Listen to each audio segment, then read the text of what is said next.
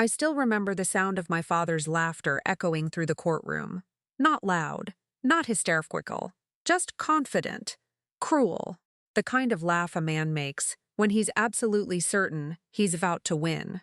I sat alone at the defense table, wearing a worn gray suit I could barely afford. Across the room, my father, Richard Bennett, sat surrounded by expensive lawyers and relatives who hadn't spoken to me in years. My older brother, Jason, smirked every time our eyes met.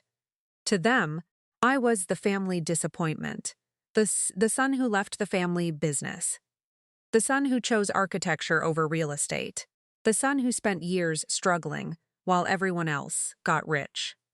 And now, after my grandfather's death, they believed I had come crawling back for money. The courtroom was packed, not because the estate was famous, because it was enormous. Over $70 million in land, businesses, and investments. My grandfather had built everything from nothing.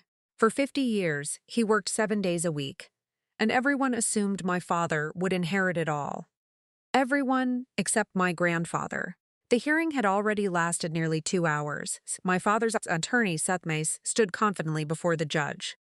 "Your Honor," he said smoothly, "Mr. Bennett's youngest son is contesting an estate plan he clearly does not understand." Several family members nodded. My aunt actually rolled her eyes. Then my father stood. The judge allowed him to speak. He adjusted his expensive suit and looked directly at me. "I love my son," he said. The lie almost made me laugh, but some people spend their entire lives avoiding responsibility. The courtroom grew quiet. My father continued. "While the rest of this family worked to build something meaningful, my son spent years chasing dreams." A few relatives smiled. "He failed in business." Another smile. "He failed financially." Jason chuckled. "And now he's here hoping for a handout." The room filled with uncomfortable murmurs. My face burned. Not because I believed him. Because a small part of me remembered being 12 years old and desperately wanting his approval. The approval that never came. My mother died when I was 16. After that, my father became colder, harder. Nothing I did was ever enough. Not my grades, not my career, not my life. Eventually, I stopped trying. The judge raised a hand. "Mr. Bennett, remain focused on the estate." "Of course, Your Honor." But my father wasn't finished. He looked at me one last time.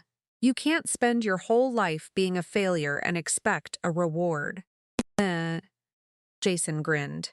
Several relatives looked satisfied. For a moment, I felt exactly like the boy they always said I was. Small, unimportant, lost. Then everything changed.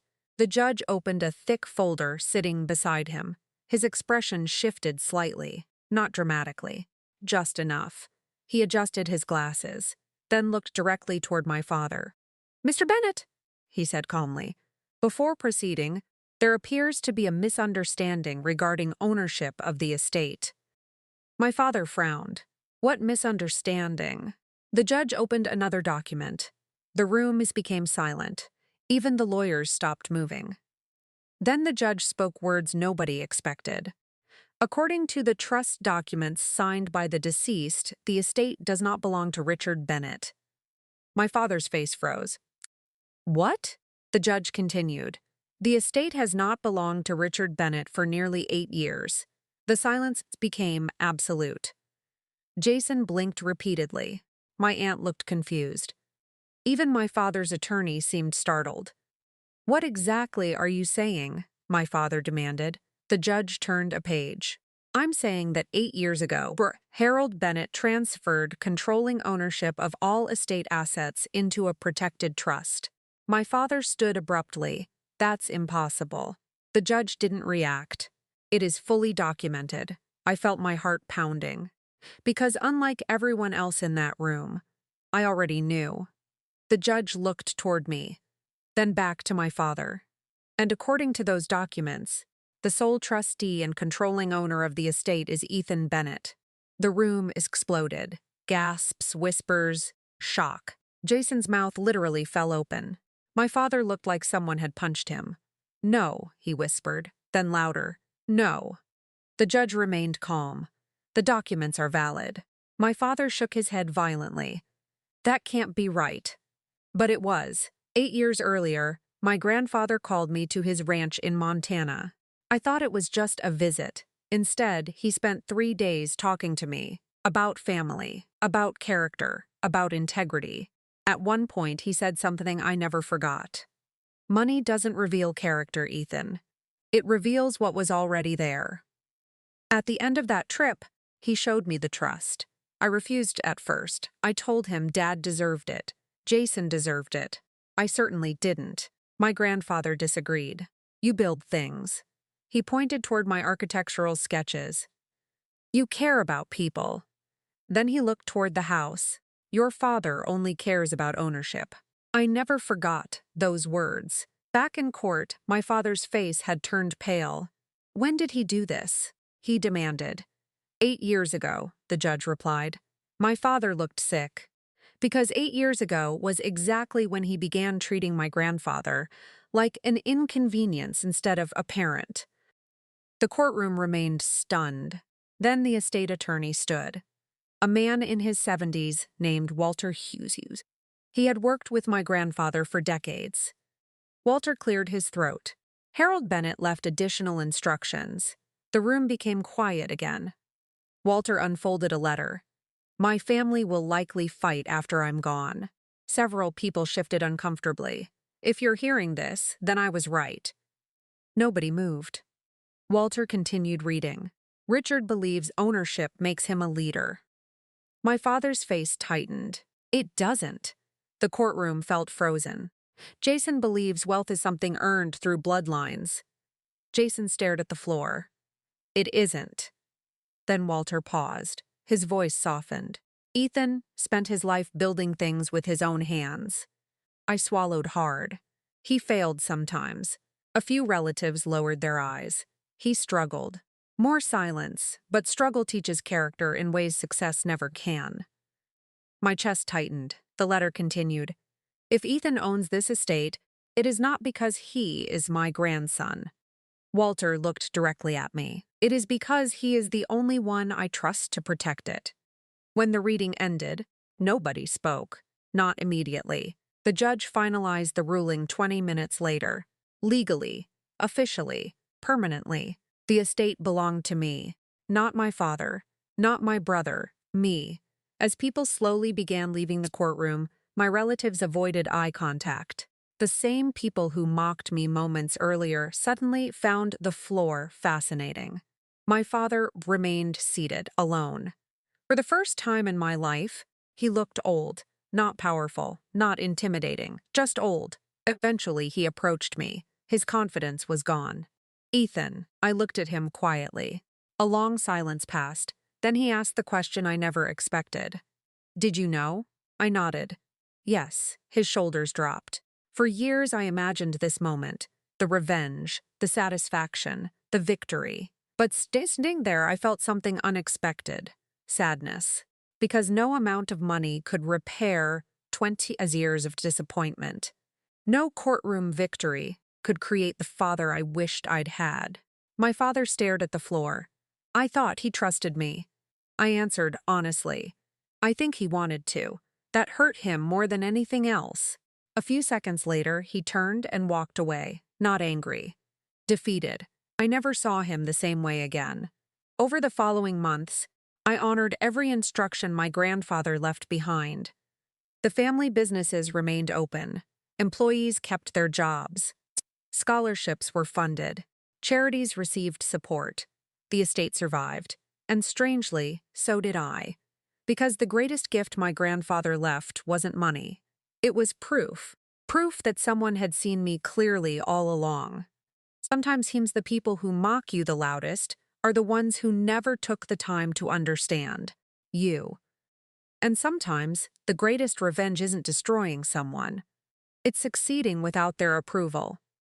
The day my father laughed at me in court, he thought he was watching my final humiliation. Instead, he witnessed something else entirely.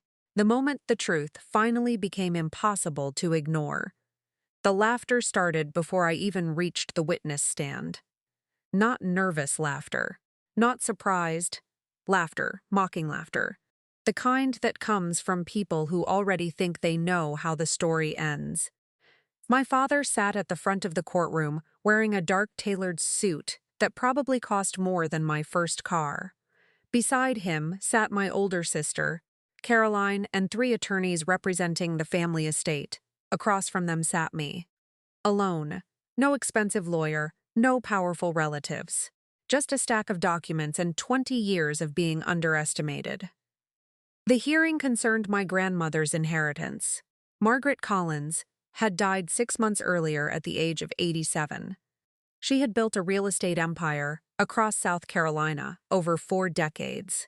Hotels, commercial buildings, farmland, investments. By the time she passed away, the estate was worth nearly $90 million. Everyone assumed my father would inherit everything. Everyone except my grandmother. The judge reviewed several documents while attorneys organized papers around the courtroom. Then my father's lawyer stood.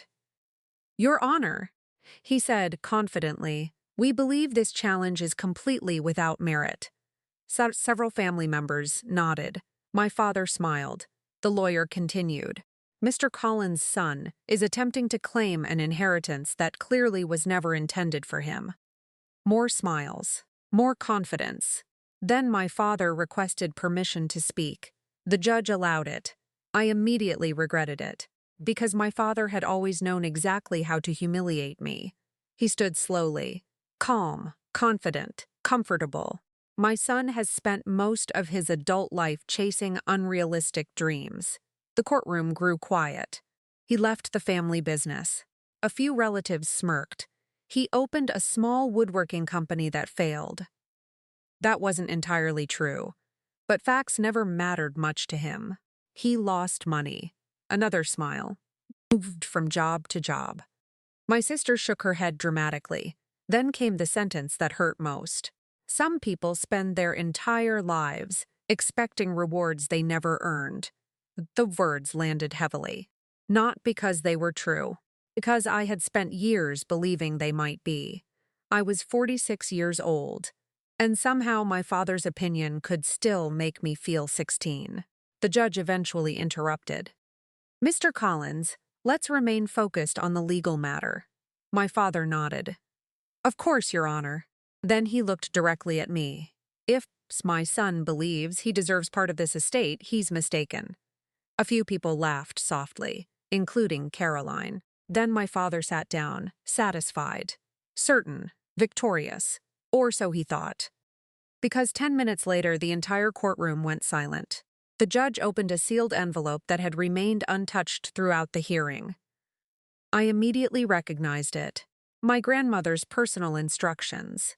The room became noticeably quieter. The judge adjusted his glasses, then looked toward my father. "Mr. Collins, before we continue, there appears to be significant information that has not been addressed." My father's confidence remained intact. "What information?" The judge opened the document, read silently, then paused. His expression changed, not dramatically, just enough. The kind of expression that makes a room nervous. Finally, he spoke.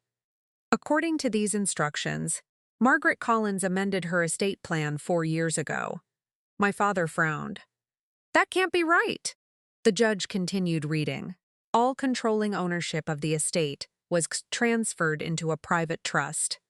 My father's attorney immediately stood. "Transferred to whom?" The judge looked up, directly at me, then everything stopped. Whisper. Every movement, every sound. "The sole beneficiary and trustee is Samuel Collins." My name. My father's face lost all color. The silence felt unreal. Caroline blinked repeatedly. One attorney dropped his pen. Nobody spoke. Nobody moved. For several seconds, the courtroom seemed frozen. Then my father stood abruptly. "No." The judge remained calm. "The documents are legally valid." "No." His voice cracked this time. "That's impossible." But it wasn't, because 4 years earlier, my grandmother invited me to spend a weekend at her lake house. At the time, I assumed she simply felt lonely. Instead, She spent 2 days asking questions about my work, my marriage, my life. Questions nobody else in my family ever bothered asking. The second evening, we sat together on the porch, watching the sun disappear behind the water. That's when she told me something. Your father thinks success means control. I remember looking at her quietly. She shook her head. It doesn't. Then she smiled sadly. You know what success really is? I asked what? Building something that helps people. That conversation changed me. I didn't realize it would also change my future. Back inside the courtroom, the judge continued reading. My grandmother had left a letter. A long one. The judge began reading it aloud. If you're hearing this letter, then my family is likely arguing. Several relatives shifted uncomfortably. I've watched my children fight over ownership for years. The room stayed silent. They speak often about money. The judge paused, but rarely about responsibility. Nobody looked comfortable anymore. Then came the sentence that changed everything. Samuel understands responsibility. My throat tightened. The judge continued. He struggled financially. True. He made mistakes. Also true. He failed more than once. Absolutely true. Then came the part that hurt, because it felt like she was speaking directly to me. But unlike others in this family, he learned from failure instead of hiding behind success. My father stared at the floor. Caroline folded her arms tightly. The judge continued reading. I am not leaving Samuel this estate because he is perfect. A long pause. I am leaving it to him because he is kind. The courtroom became completely silent, not uncomfortable silent, reflective silent, the kind of silence that happens when people suddenly realize they judged someone incorrectly. The letter ended moments later, and so did the argument. Legally speaking, the case was over. The trust was valid. The estate belonged to me, not partially, completely. As people slowly gathered their belongings, nobody seemed interested in laughing anymore. The same relatives who mocked me earlier now avoided eye contact. Funny how quickly confidence disappears when truth arrives.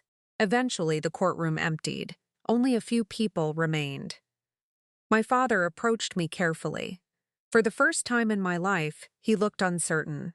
Old, tired, human. He stopped a few feet away. Neither of us spoke immediately. Then he asked quietly, "Did you know?" I nodded. "Grandma told me years ago." He looked away. His shoulders seemed smaller somehow. "Why didn't you tell anyone?" I thought about that. Then answered honestly, "Because it wasn't mine yet." A long silence followed. For years I imagined a moment like this. A victory. A revenge story. Proof that everyone had been wrong. But standing there, I felt something unexpected. Relief. Not because I won.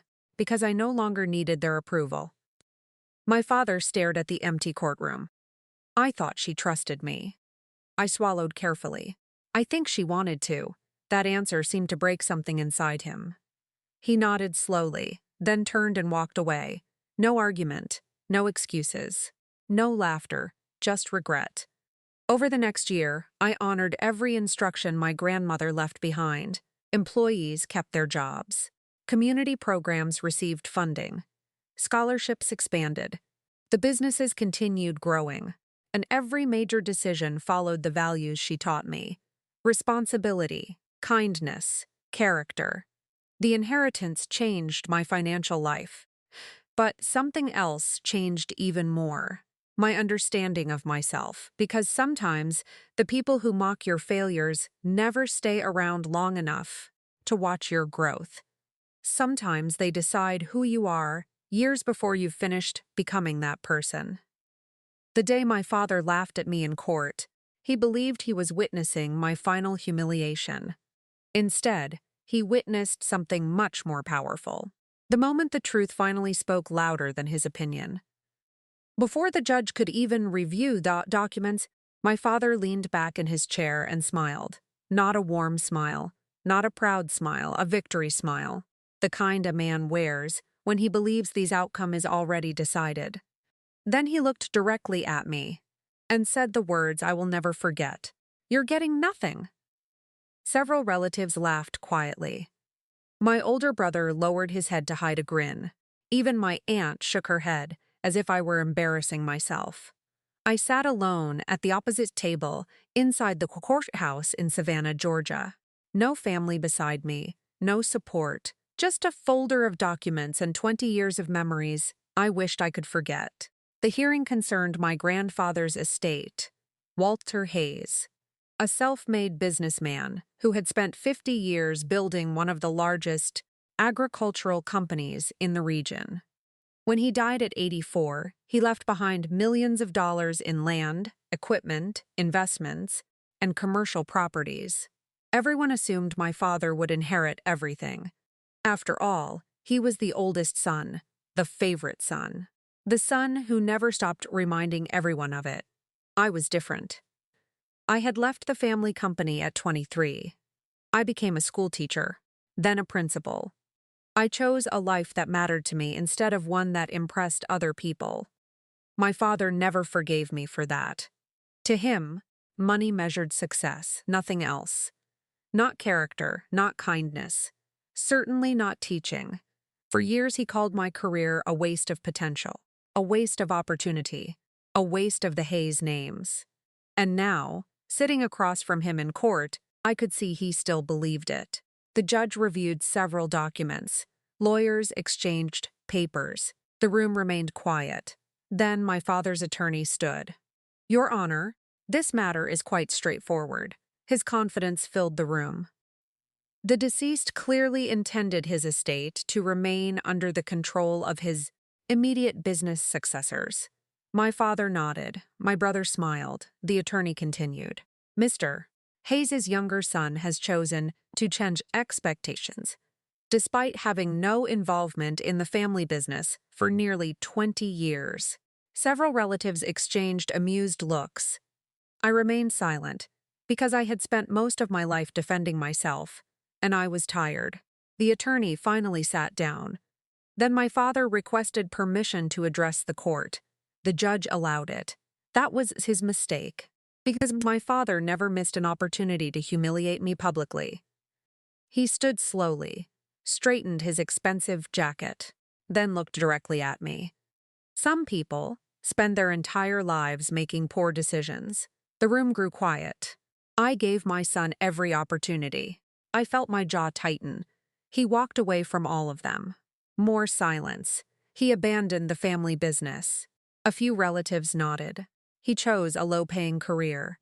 My brother smirked. And now he wants to pretend he deserves an inheritance. Then came the sentence, the one that echoed through the courtroom. "You're getting nothing."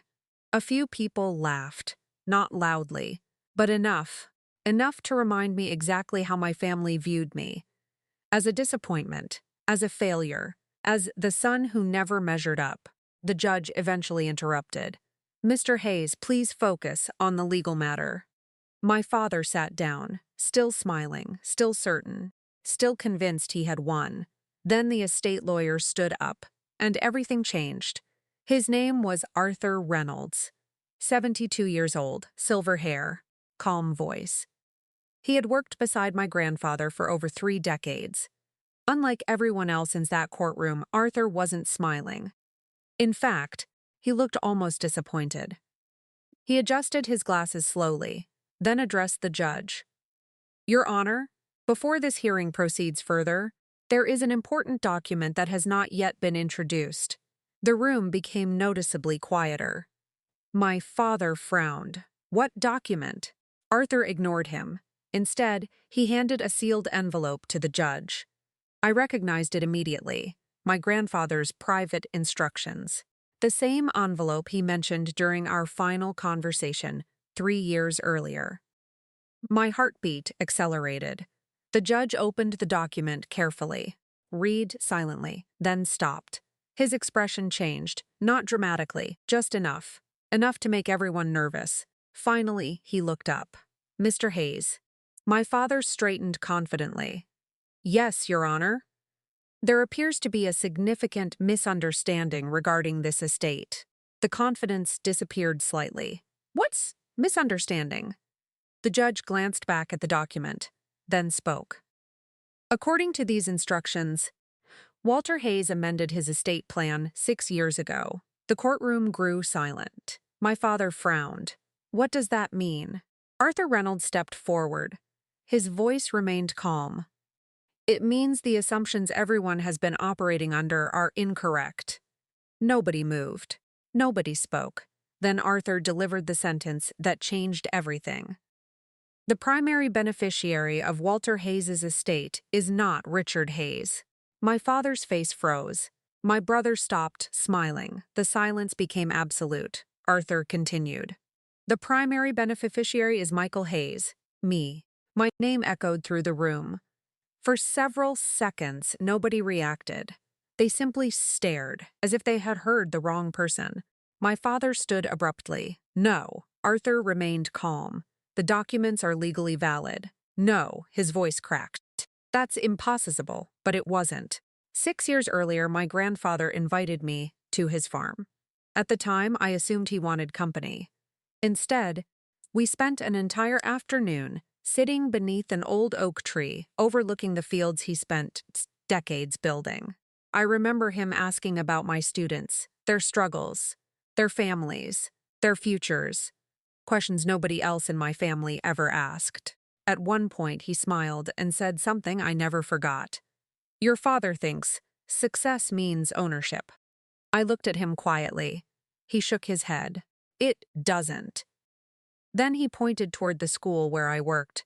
You're building something, too. I didn't understand the importance of that conversation until years later. Back in court, Arthur unfolded another document. A letter. My grandfather's final letter. The room remained completely silent as Arthur began reading. If my family is gathered in court today, then I suspect they're arguing about money. Several relatives shifted uncomfortably. I spent my life building businesses, Arthur continued. But businesses are easy. The room listened carefully. Building character is harder. My throat tightened. Then came the part nobody expected. Richard learned how to grow wealth. My father stared forward. Michael learned how to help people. The courtroom felt frozen. Arthur continued reading. One created profits. A pause. The other created purpose. Nobody moved. Nobody spoke. The letter continued. I am not leaving the majority of my estate to Michael because he needs it. My chest tightened. I am leaving it to him because he understands responsibility. Arthur lowered the paper. The room remained silent, not shocked anymore, reflective, almost embarrassed. The hearing ended shortly afterward. Legally, there was little left to argue. The documents were valid. The trust was secure. The estate belonged to me. As people slowly filed out of the courtroom, nobody laughed. Nobody smirked. Nobody looked amused anymore. Eventually, my father approached. For the first time in my life, he looked uncertain, older somehow, smaller. He stopped a few feet away. Neither of us spoke immediately. Then he asked quietly, "Did you know?" I nodded. Grandpa told me years ago. His shoulders sank. A long silence followed. Then he asked something I never expected. Why did he choose you? I thought about that carefully, then answered honestly, because he saw value in things you never noticed. My father lowered his eyes, and for the first time, he had no response, no criticism, no lecture, no laughter, just silence. As I walked out of the courthouse that afternoon, I realized something important. The inheritance wasn't the victory. The money wasn't the victory. The land wasn't the victory. The real victory was knowing that someone had seen me clearly all along. While others measured success through wealth, my grandfather measured it through character. And in the end, that difference changed everything. The day my father told me I was getting nothing, he thought he was delivering the final humiliation of my life. Instead, he witnessed the moment the truth finally stood up and spoke for itself. The laughter started at the dinner table. 23 people sat beneath crystal chandeliers inside the family mansion.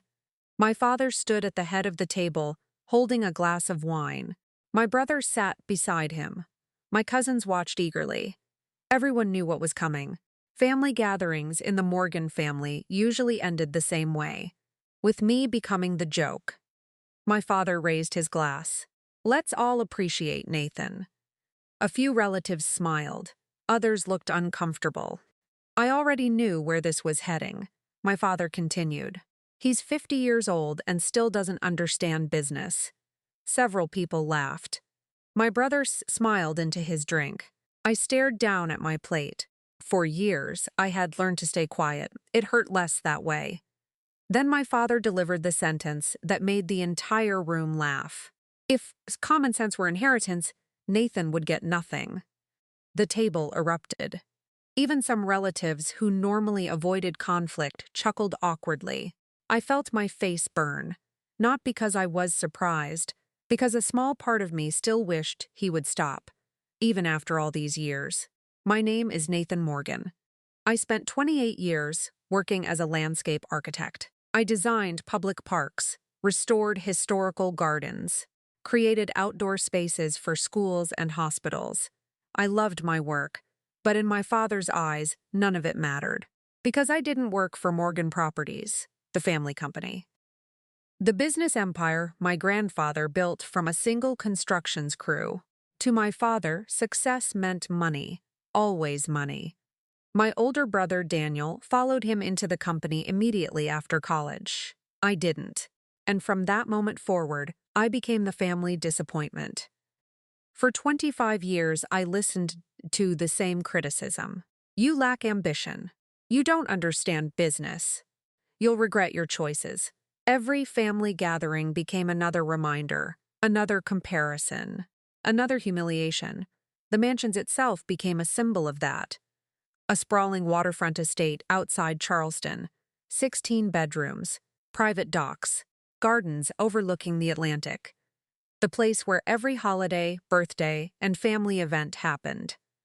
My father treated it like a crown, a physical reminder of his importance. And everyone knew he planned to leave it to someday. At least, that's what everyone believed, including him. That evening's gathering was supposed to celebrate my father's 68th birthday. Instead, it became something very different, because 30 minutes after the laughter ended, an unexpected guest arrived.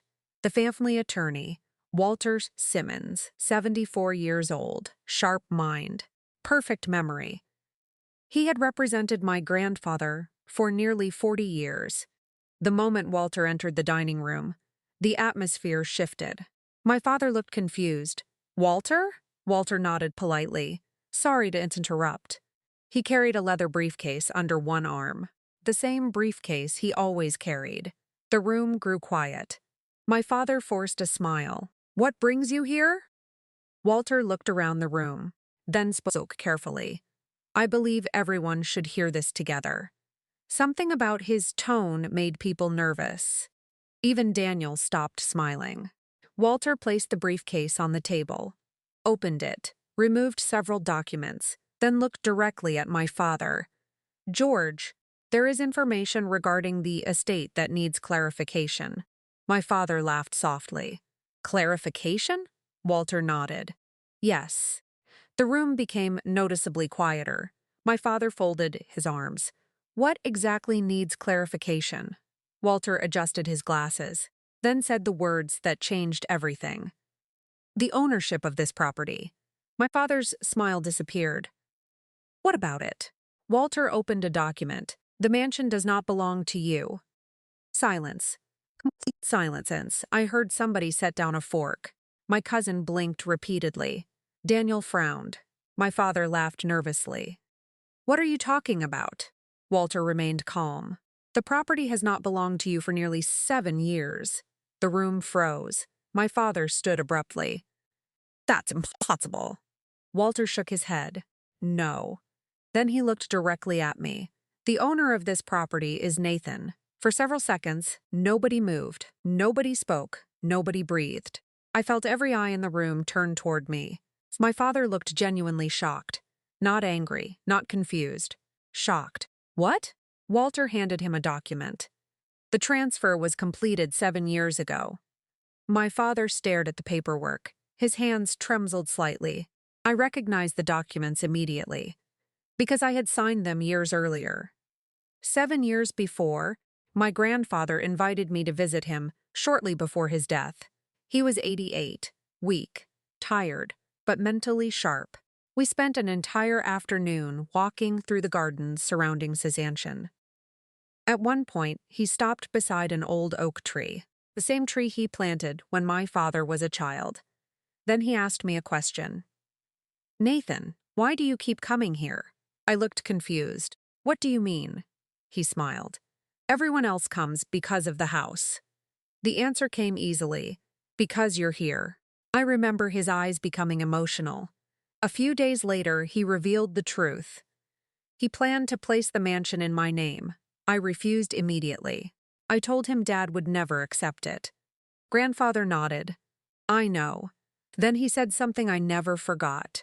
"Your father loves ownership." He looked toward the house. "You love home." At the time, I barely understood what he meant. Now I did.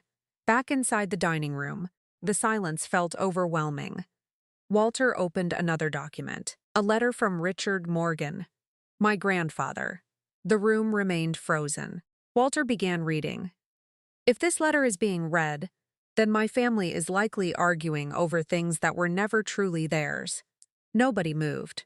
The mansion was never intended to be a reward. Walter continued. "It was intended to remain a home." My throat tightened. Then came the sentence that changed everything. "George sees this house as a symbol of status." My father lowered his eyes. "Nathan sees it as a place where people belong." The room stayed silent. The letter continued. "For years, I watched one son manage property," a pause, "and another son build community. Several relatives glanced toward me. He restored public parks. He improved schools. He created beauty people could share." Walter looked directly at me. "That matters." I felt emotion rising inside my chest. Not because of the mansion, because someone had seen me, truly seen me. The letter ended moments later. Nobody spoke. Nobody laughed. Nobody mocked. The same relatives who had laughed at me earlier seemed embarrassed. Even Daniel looked uncomfortable. My father remained standing, still holding the documents, still staring. Finally, he looked at me. For the first time in my life, I didn't see arrogance. I saw regret. Aging regret. The kind people carry when they suddenly realize they've misunderstood someone for years. "Nathan." His voice sounded smaller. I looked at him quietly. "You knew?" I nodded. "Grandfather told me." A long silence followed. Then he asked the question that mattered most. "Why didn't you tell anyone?" I thought carefully before answering. "Because I didn't need them to know." The room remained silent. My father lowered his eyes, and for the first time in decades, he had nothing critical to say. No lecture, no insult, no comparison, just silence. The gathering ended shortly afterward. People left quietly. Conversations became whispers. The laughter never returned. Months later, nothing about my life changed dramatically. I still designed parks, still worked with schools, still lived modestly. The mansion remained exactly what my grandfather wanted it to be. A home, not a trophy, not a symbol, a home. Sometimes I still think about that evening. The laughter, the humiliation, the shock. But what stays with me most isn't the moment. Everyone learned the mansion was mine. It's the moment I realized I no longer needed their approval. Because the greatest inheritance my grandfather left wasn't property. It was certainty. The certainty that success isn't measured by what you own. It's measured by the lives you improve. The night my father humiliated me before the entire family, he believed he was reminding everyone of my failures. Instead, he accidentally revealed something far more important. He showed everyone exactly who had misunderstood success all along. That day taught me a lesson I'll never forget. The people who underestimate you are often judging an old version of you, while life is quietly preparing a future they cannot see. Sometimes justice doesn't arrive through revenge. Sometimes it arrives through truth. And when it does, it speaks louder than any argument ever could. If you enjoyed today's story, please subscribe to Secret Truth Stories and turn on notifications so you never miss another emotional journey filled with powerful lessons, family secrets, and unforgettable endings. Thank you for listening, and we'll see you in the next story.